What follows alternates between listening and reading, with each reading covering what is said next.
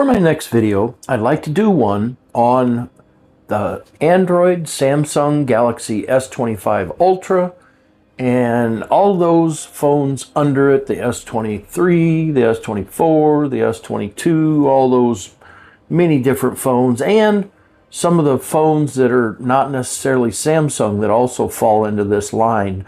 And what the video is going to be about is stopping your phone app from spying on you.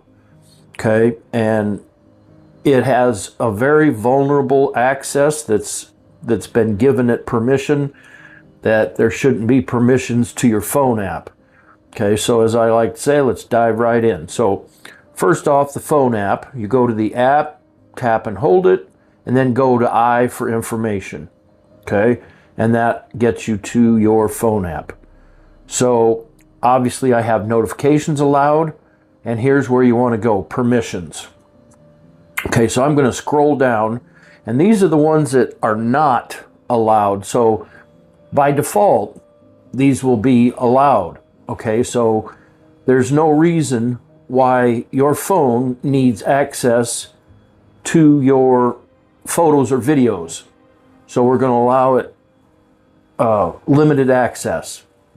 Okay, there's no reason why your phone, especially your phone app, doesn't need access whatsoever to your location. That's how you're going to get trapped in making phone calls and somebody's out there hacking you or trying to find where you're at. All they have to do is make a phone call to you and they're going to find out where you're located because of this. So turn this to don't allow. Okay, music and audio, we went over that. Location not allowed. So photos and videos I've set to ask every time.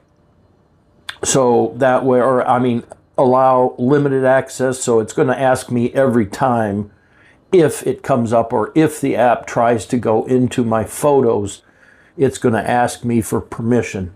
I don't know of any reasons why your phone app should ask for permission to your photos, but there may be a reason. I doubt it, but that's why I set it to where I set it.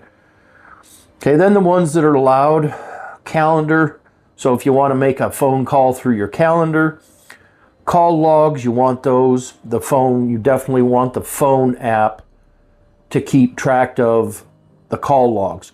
And you have to remember the phone app is separate from the phone. The phone that you have is just a device.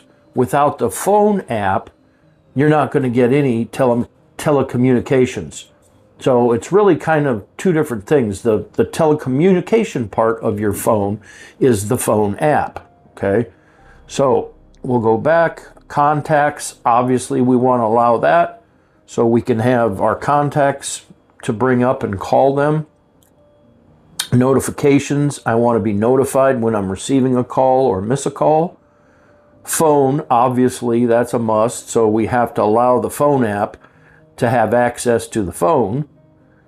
Okay, and then SMS, that's one I'm not real sure, to be quite honest, if it really needs it or doesn't. If you're texting, there might be a niche in there that you need to actually have access to your phone to make an SMS text or to make a text call. And that's it. Those are the ones you need, especially the ones not allowed, the location, music and audio. Those are no reason whatsoever that the phone should have access to those. That's only going to allow someone to come in and hack your phone.